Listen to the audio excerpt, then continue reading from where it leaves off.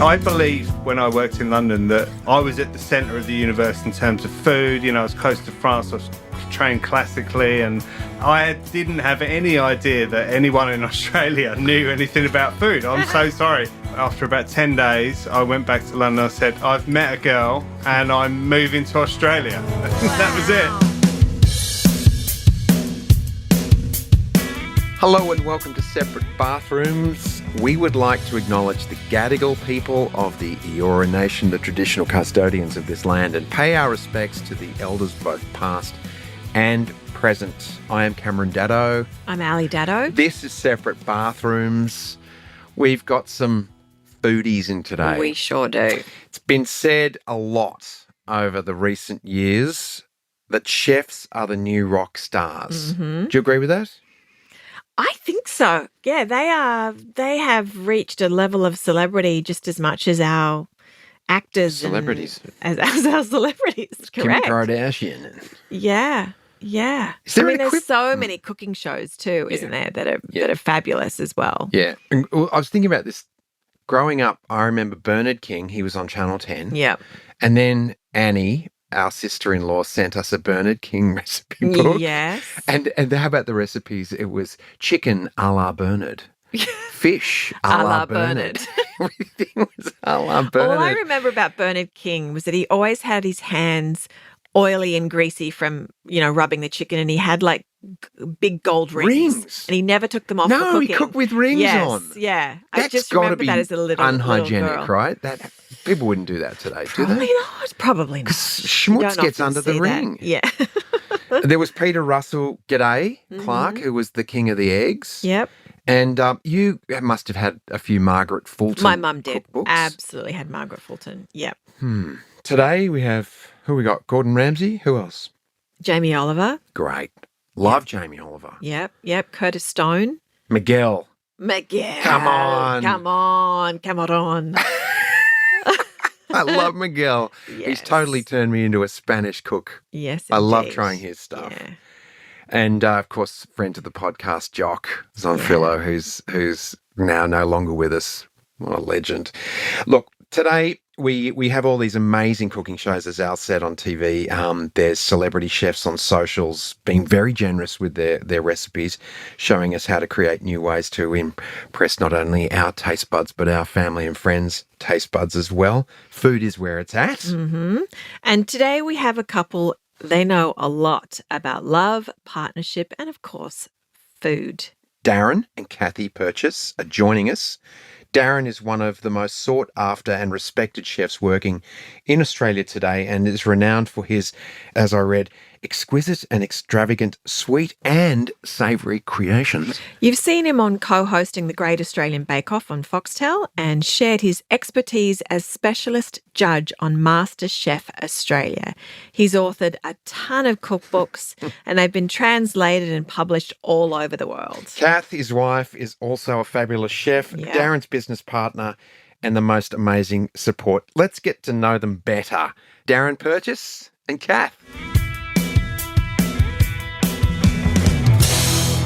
Welcome, Darren and Cath, to the bathroom. How are you guys? We're good, thank you. We're very well. Thanks for having us in here. Oh, our pleasure. Are you as comfy in a studio as you are in a kitchen? Getting there. It definitely, for me, the kitchen's my happy place. I'm the introvert in the family. Yeah. You're much more happy in the kitchen with the kitchen door closed, Cath? Much more happy, yes. Our son, who loves to bake and cook, but no one is allowed in the kitchen. Like, no one. Not even to help clean or anything. Are you both like that? Are you like a single solitary chefs? I'm happy for anyone to clean. Yeah. No problem. Yeah. I think that we're a little bit more relaxed in the kitchen these days. Certainly we work really well together. But, Cath run lots of restaurants in the past, so she would have her own way of doing things, and I've run lots of kitchens. So we're quite particular, us chefs, but we're getting relaxed and we're getting more comfortable. I'm smarter because I know if I stay out of the kitchen, I'll be cooked for. Oh, yes. Well done. All right, well, based on that, you've got a shared passion for cooking.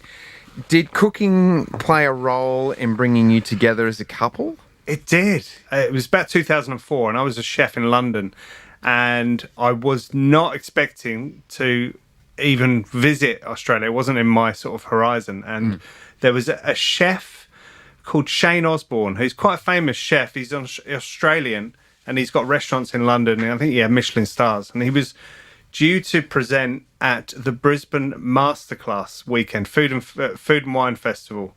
And on the Friday, I think they discovered that he hadn't renewed his passport.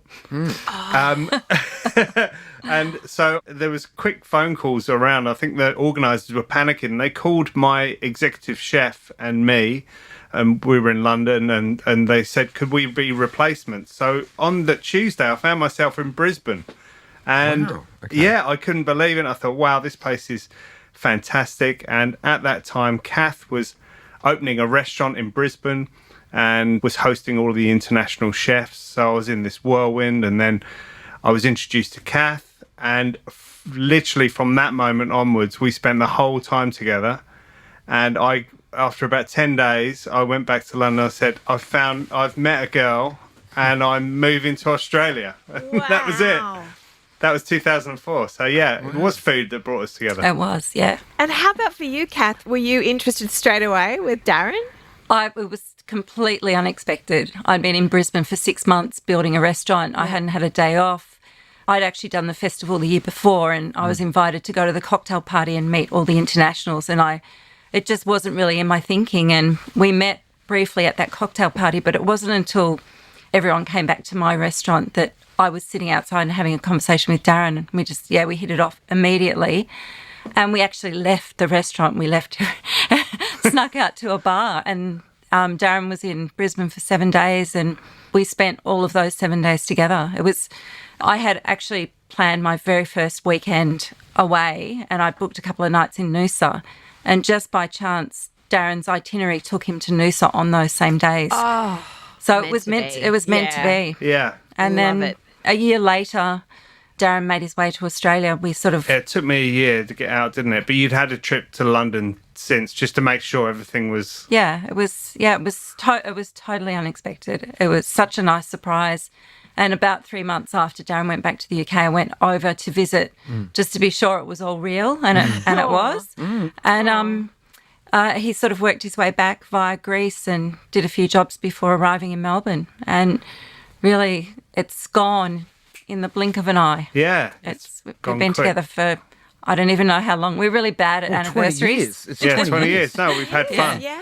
Yeah. But I tell you what, I arrived in Melbourne, and I was like, what is this? What's this weather? Sorry about that. Yeah, my experience of Australia was Brisbane, Yeah. and it was beautiful. Then Yeah. I think I arrived, and the weather was pretty similar to London, so I adjusted pretty quickly. Sure. Kath threw me the good food guide and said, you better get a job. I'd come home from work and he would have opened another bottle from the cellar. Oh my You God. need to get a job. I had holiday for a couple of weeks before I got a And job. I had restaurants at that time, so we had quite good wine hanging around. We did. Yeah, those are the days. Who cooked for each other first? That's a good question. I think I probably did. Yeah. Plus, Darren got to eat in my restaurants in Melbourne quite a bit as well. Yeah. Yeah. I think initially, and then he kind of took over the kitchen space, and I was really happy for that to happen. It must be amazing, actually, if you've been used to cooking for other people, to have someone coming in and cooking new culinary delights and tastes and things. That must be pretty incredible. It's awesome. It really is. Yeah, I get very well looked after. Too well looked after. Do you guys inspire each other? And how do you? Yeah, we'll get up to how you keep coming up and surprising each other. But do you inspire each other with your cooking? I think so. I think we come at things from a very different point of view.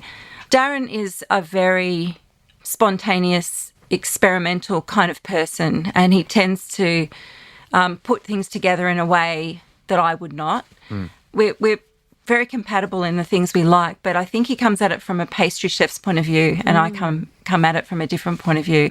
Darren, yeah, what does that mean? If you're coming, does that mean you like beef Wellington? You'll wrap the beef up in some pastry? Is that more your thing? Explain that a bit. I think we do love the same things, but yeah, like Cath says, I may approach it a little bit different, and I may pair flavors that Cath might not. But and he also, might put 10 more ingredients in than I would. But then also I learn restraint and simplicity in ingredients from Cath as well. So we're a really good team because there's that creative element that I bring, but Cath's also creative. But there's that sensibility element that Cath brings to it as well. Like step away from that dish. One more thing.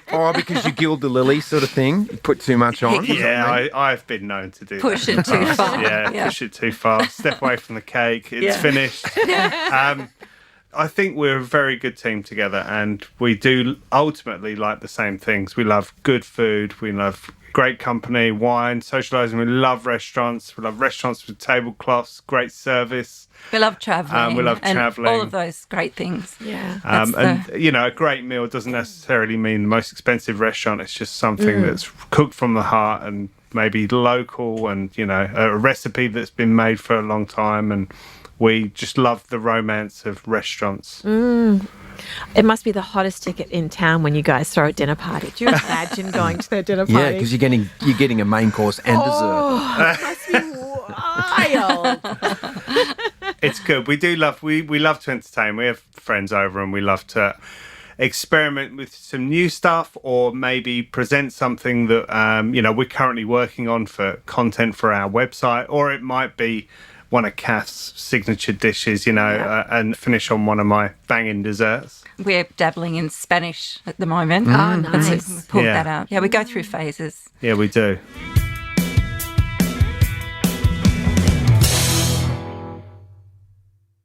How far back does your love of cooking go for both of you? Were you little kids that loved being in the kitchen? I was, definitely. My mum would do really classic things like Swiss roll and, a great sponge and that sort of thing. But I also grew up in country Victoria where we grew all of our own produce. So preserving and pickling and those sorts of things were really common.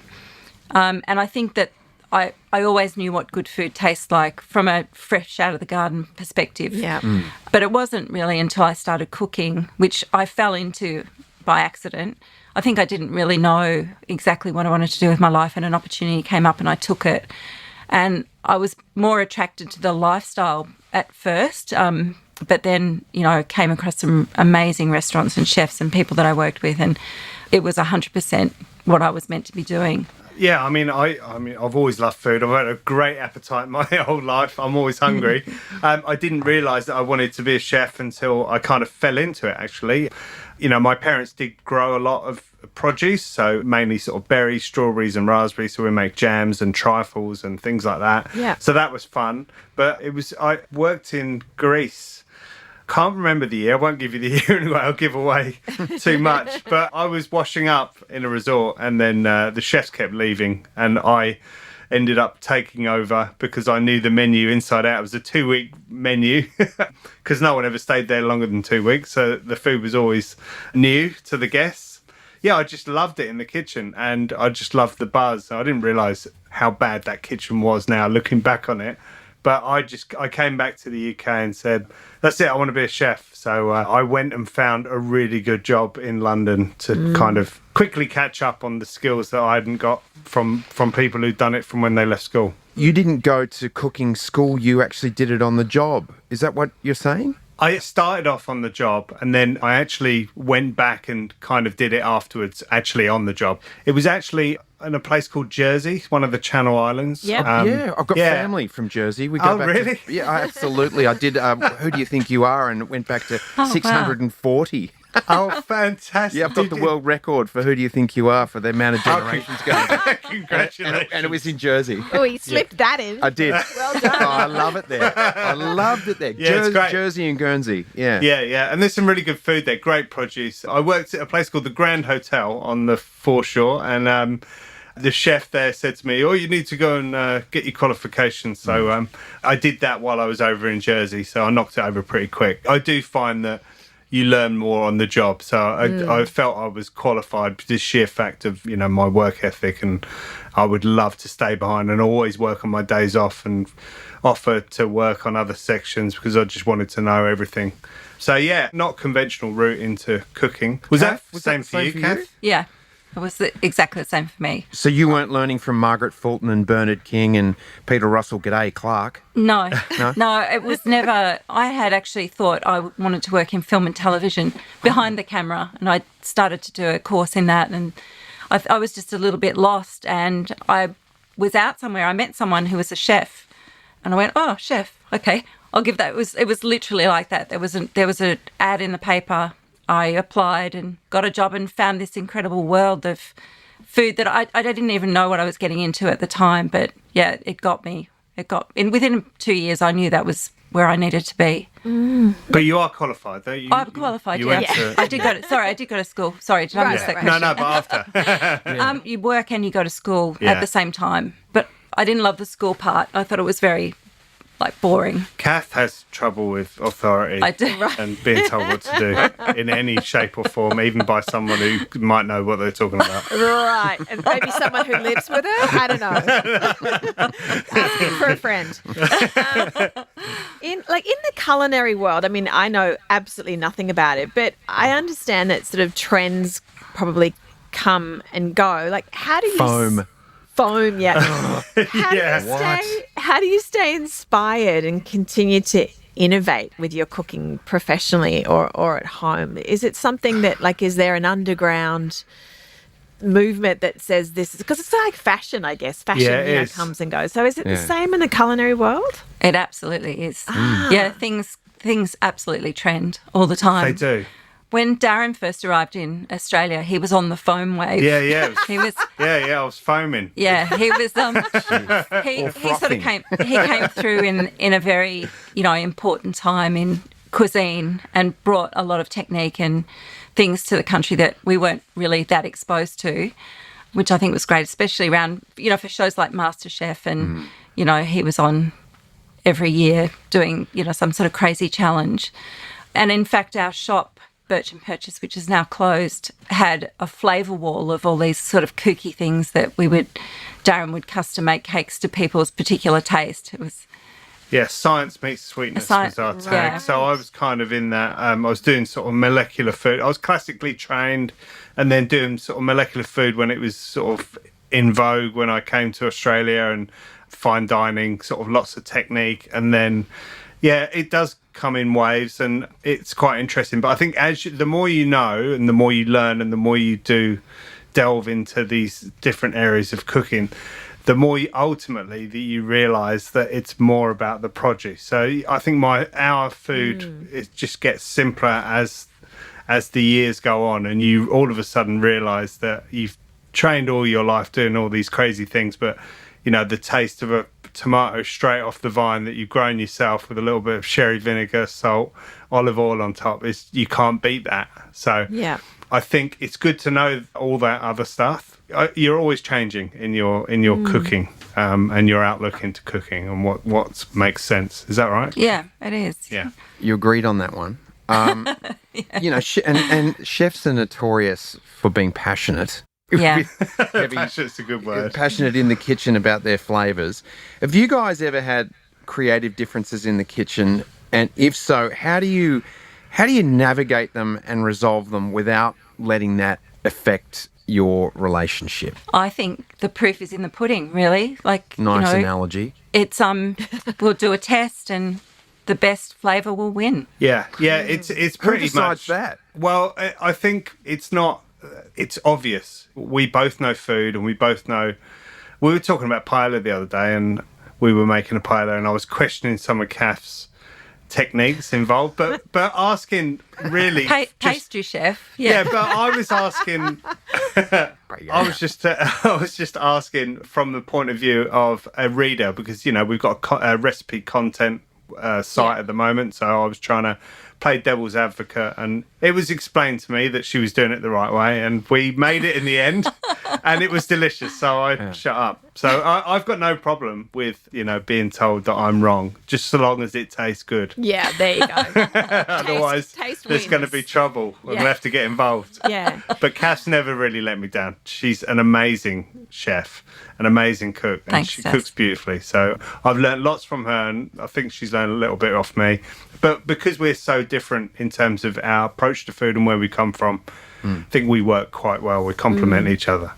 Now, as far as working together, you've mentioned a website that you've got together. Yeah. Explain It's that. called Studio Kitchen. So I guess it's a culmination of our years of experience, decades in the kitchen. Working in the kitchen can be a young person's game. And I feel like we've run around in kitchens working all the hours long enough. So since the close of our business last year, we've set up a recipe website called studiokitchen.com. And basically it's a free website with all of our recipes being uploaded. So all of our content. So most of it is skewed towards baking, but with a vast array of other dishes as well. And Cath's been putting her stuff up there. So yeah, we're really enjoying building this passionate foodie community. People who just love to cook and they love asking questions. We love interacting. We host live events and we, cook-alongs and masterclasses, and we produce cookbooks, and we do all these really fantastic things that brings us closer to our sort of following. Yeah, we're really enjoying it, aren't we, Cath? We're loving it. Yeah, it's only been live for 3 months, so we've got a lot of work to do. We're kind of doing everything ourselves, and it feels really rewarding. Cath is taking a lot of the photography herself, filming content ourselves and getting it all up there. And we've got literally decades of recipes and years to get it done. To get up there. So it's building all the time, and everyone who jumps on board is really enjoying it. We get some great feedback and we're just loving it. We've got lots of Cath's old sort of fans from back in the day, and some fans of our cake shop B&P, and also Bake Off and MasterChef fans. So as a diverse audience, and it means that we can put diverse content out there. So although it's baking skewed, there really is no rules on what we can put up there. So yeah, it's fun.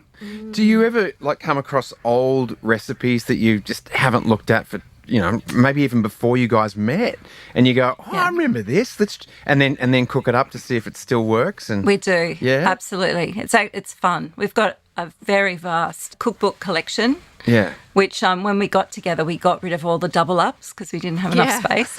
Yeah. And right now with this website, we are going back in time and pulling out things. Yeah.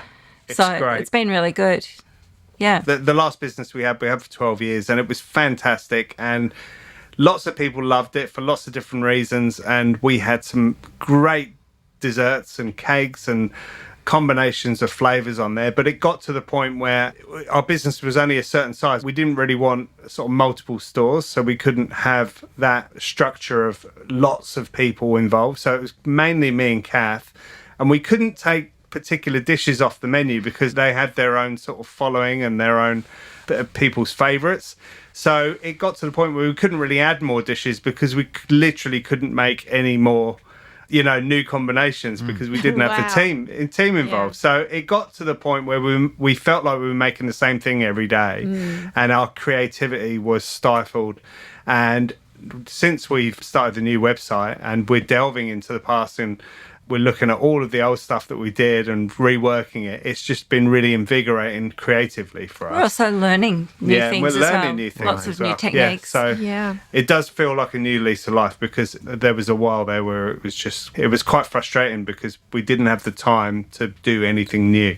Well, that's something we always talk about is finding something new to do together as a couple. I find that not only is it's exciting to do, but it invigorates the relationship in a lot of ways too when we're doing something together and learning things. So I love that for you guys. Yeah, it's great. It's there's nothing better than having your life partner and having passions together and exploring them together. It just really is. It's joyful. So we're very lucky. Yeah, that's great. Question: have you guys ever eaten from a can of baked beans or spaghetti? Do you ever do that? I haven't, but only because I don't like it. I don't like Have them. you ever opened a tin of tuna and just gone, I'm just going to suck Absolutely. this back? I don't Absolutely. mind. Oh, okay. I don't mind baked beans on toast. Yeah, I don't mind that. I've eaten everything. Do you have to doctor it? Or can you just go, I'm just going to do it as it comes out? You do it as it comes out. Absolutely. Wow, okay, that's good. Yeah. I mean, you can put a bit of cheese on top, but No, that's there's doctoring only I do like, it's going back to childhood, isn't it? It's like I used to have this, so there could be something which might not be very high up in the culinary world, but it's something that you've got affection for because of a time and a place. Right. Yeah. So I remember, boiled eggs on toast my nan used to do. I remember beans on toast, and they do take you back. A fried egg sandwich. I don't have too many of them Cath, anymore. meat pies, 4 and 20, just straight up. Yep, that's perfectly acceptable. Yeah. We haven't had a meat pie together. Not for a long time. That needs to happen today. Oh, God. Yeah. The peppery 4 and 20. Love it.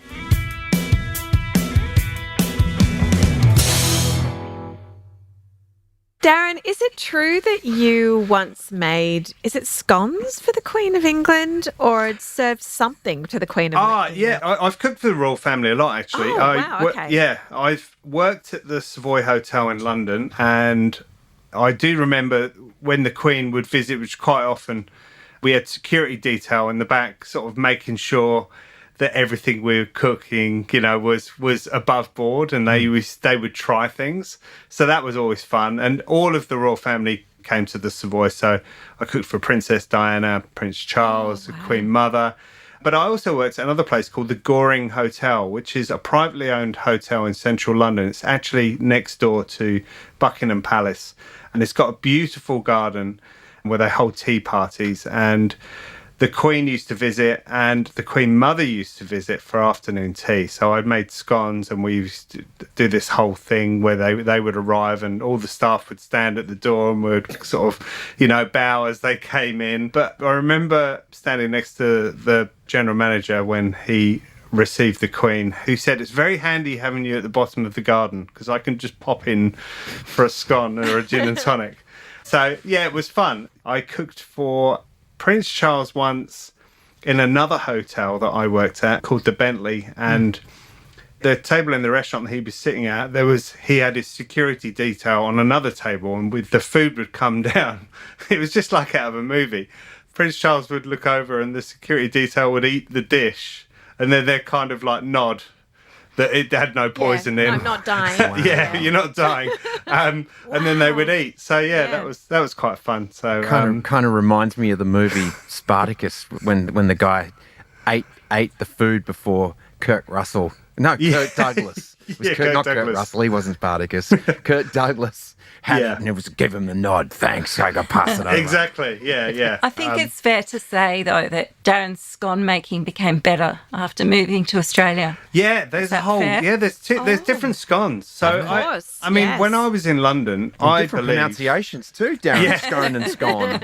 What do I say? Scone. I get it. You said mixed up. scone. Yeah, Dan. it's scone. Remember Scone. the Goodies had a whole episode about it. It's scone. I call it scone. That's where Okay. I'm from. But I believed when I worked in London that I was at the centre of the universe in terms of food. I was close to France. I was trained classically, and I didn't have any idea that anyone in Australia knew anything about food. I'm so sorry.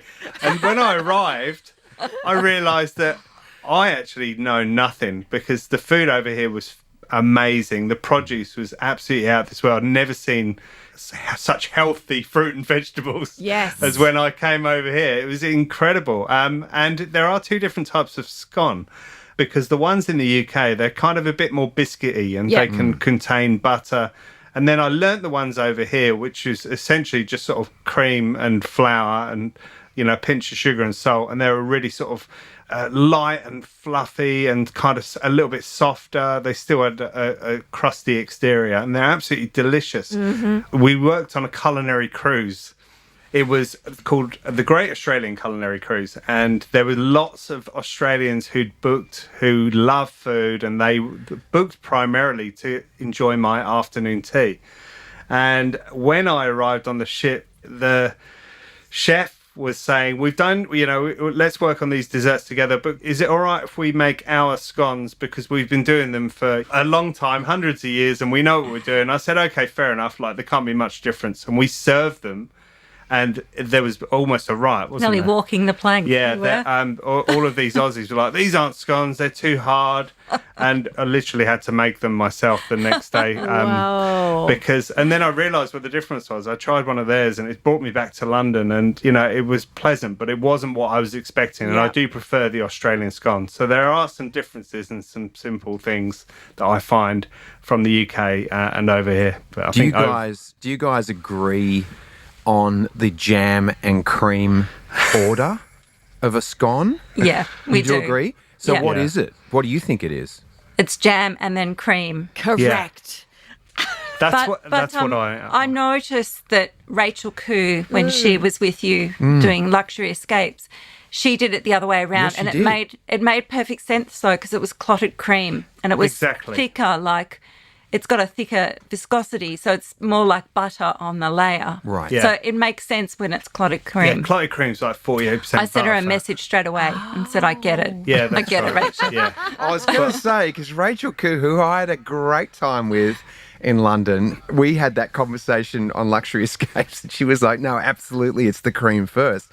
But there's the discerning thing, is that it was clotted cream, Yeah. which is different to regular cream. Yeah.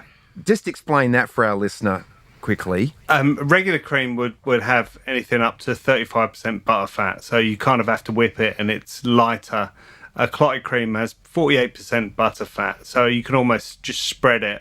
You don't have to whip it at all. It's very rich, and it will hold a jam on top. It's got enough body to hold that jam on top. But I think the differences of the scone assembly, I'm not sure which, but one's a Cornish tea and one's a Devonshire tea. And I think that's where the difference is, and I guess one must have clotted cream.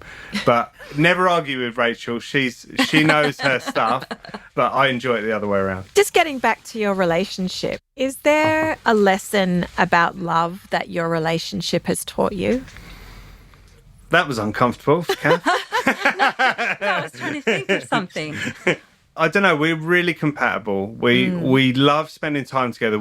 There's no apology for spending all of our time together. We finally meet people who say, "Oh, it must be really hard. You work with your partner, and and I just feel really sorry for them that they don't have that we do. We really get on well. We love spending all of our time together. We've got the same passions, and It's really easy. It's just an easy thing.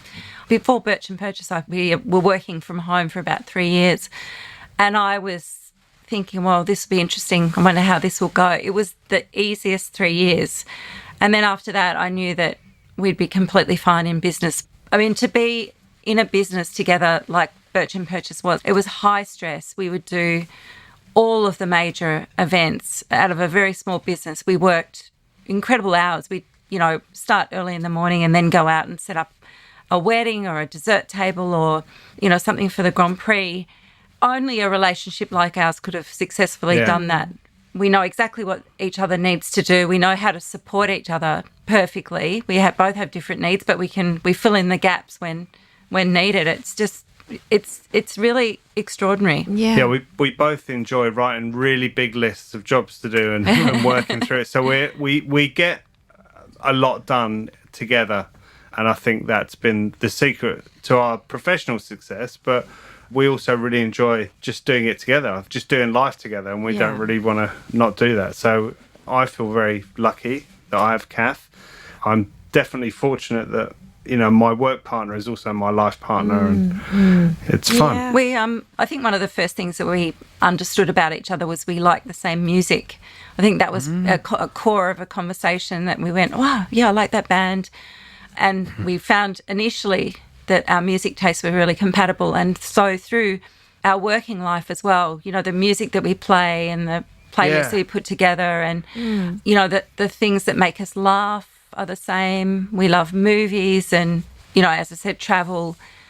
So the inspiration, I'm not so crazy about football, but, I'll still I don't watch Now a you're lot of talking football. football. Is that football, soccer, football, AFL? I think we were talking It's soccer. real football. Yeah. Okay. Yeah, we were talking soccer. We don't watch a lot of AFL together, but No. Who do you follow, Kath? I don't really have a team. My father's team is the Sydney Swans. we're the Swans, Kath. Yeah. Wow. 100%. Well, sorry, we are. We're the We're Sydney through and Swans. through. There you go. Cut- Yeah, Where there did, you you, go. Cut- where did you grow up, Kath? Didn't you grow up in the country? I grew up in Bacchus Marsh, Oh, back which is just up the road. Yeah. Yeah. And my dad, who's 96, wow. has been a Swan supporter for Yeah. his whole entire life. We lived across the road from the South Melbourne footy ground for many There you years. go. And the Bloods, we were there when they moved them to Sydney. And Warwick Capper, prior to leaving, used to wear pink overalls on the back of the local rubbish truck that used to go around with his blonde hair, and then suddenly became a Sydney sider. But There you go. it was hell to pay in South Melbourne when the AFL Yeah. moved him up there. Hey, question for you. I love that you bonded over music. I'm thinking 20 years ago when you met, was that the conversation that happened outside the restaurant when you said, Yeah. let's bugger off to the pub, there's a great band playing? It was, actually. It Yeah. was. I think like food is probably the most important thing in our life, but music comes really close second. I think they're the two things that we really, really enjoy. Are And you I think- cooking with music on? And what's Yeah, your favourite always. music to cook to? Oh, it's a real mix. We've got a very diverse, It could be anything. Kath used to have sort of a mohawk and listen to. She loved the specials. She was into ska. yeah. Loved Yeah. the specials. What was She the loves band the that Clash. the girl had Bow Wow Wow? Did Bow you Wow like Wow. that? Yeah, yeah. I had Mohawk? that. I had Yeah. that haircut. That was the inspiration for my haircut. So Yeah. a lot of the music that came from the UK, Kath really loved, and then of course I came from over there, so that was in me when I grew up, and it was always on the radio. So we love this. We love the same stuff, and it is really diverse. It could be sort of Northern soul, could be sort of mod music, could be rock music, could be anything. But we really enjoy it, and I think it's important for a relationship to kind of like really important things like music and food. I think that helps. Yeah. Yeah. It's not a deal breaker, but it definitely We cook really with the music helps. on. And do you both cook? Are you both cooking? Yes. Or, yeah. I wouldn't call myself a cook. I You're a cook. cook? Yeah, well, I cook a lot. Neither of us are chefs, but No. we do cook. No. Yeah. We were talking about that last night. Yeah. That Bodhi said, you don't know this, but all of my friends think that you make really good food. I was That's like, oh, that's awesome. really nice because it's very basic, but it's good basic. I was like, Yeah, I'm good. going to take that. I'm going to. She's like, yeah, some people don't season their chicken wings. Like they There you just, go. And I'm like, but Yeah. you season them. I'm like, okay. Yeah.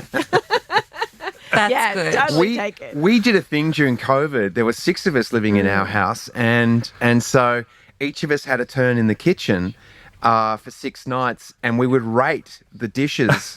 And everyone rated each dish out of 10. And the person with the most points at the end of the 6 nights got to choose what the takeout was on the 7th night. Nice. Oh, that's brilliant. That's very good. Yeah, that's good. That's like that show, Come Dine With Me. Have you seen that? It's like a I've UK heard show. it. Yeah. Yeah, it's like a bit of a cult classic. There's some wild stuff goes on in there.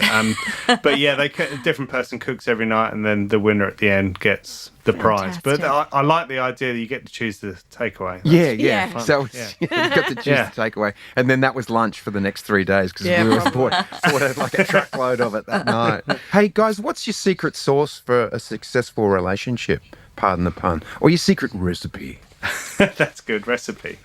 It would be mutual respect and I don't know. I instantly thought of your chili crisp.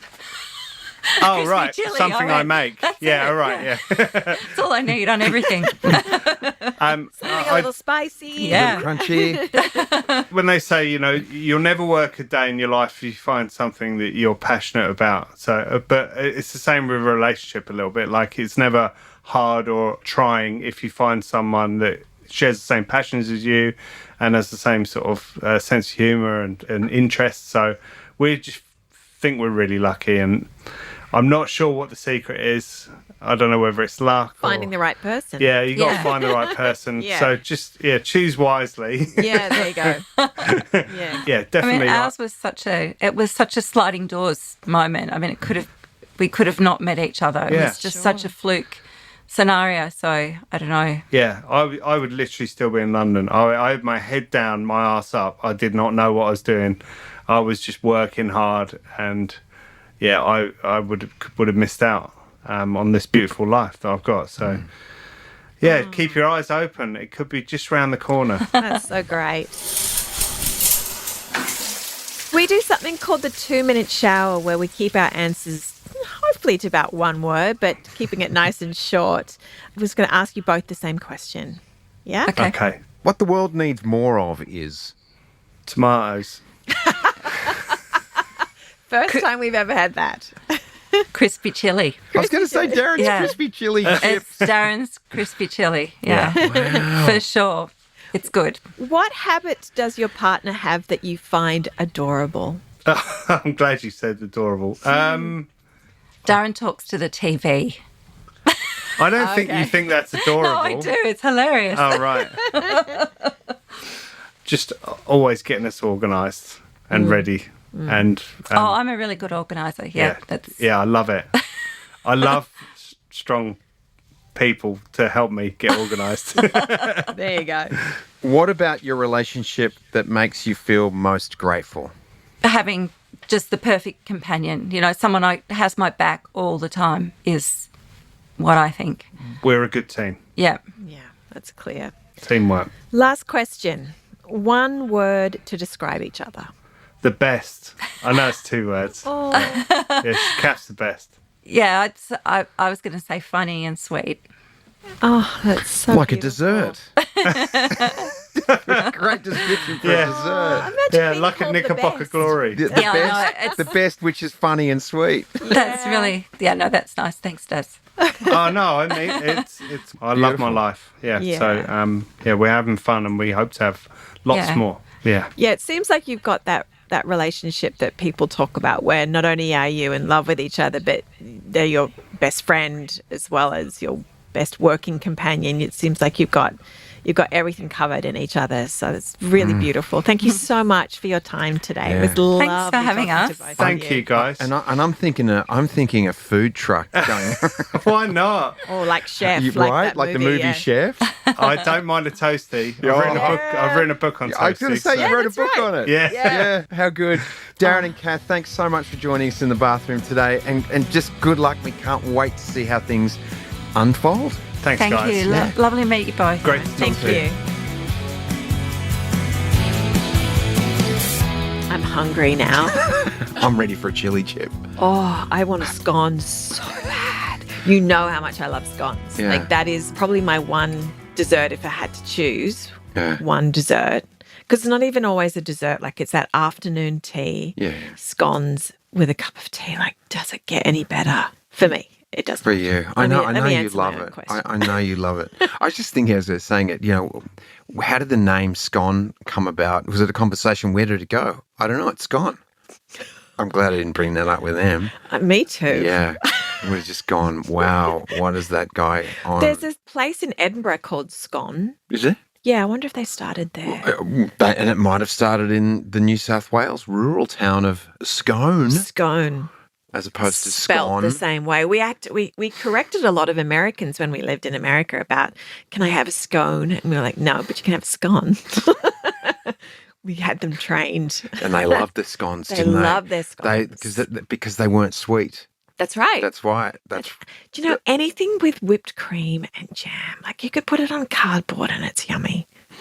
Yeah. What about a donut? I know you love your jam donuts. No, I don't like jam donuts. I thought you did. No, Hang on. I've never Is even. this something new? I've never even had a jam donut A jam in my filled life. donut? Never had one But in my you life. bought them for us.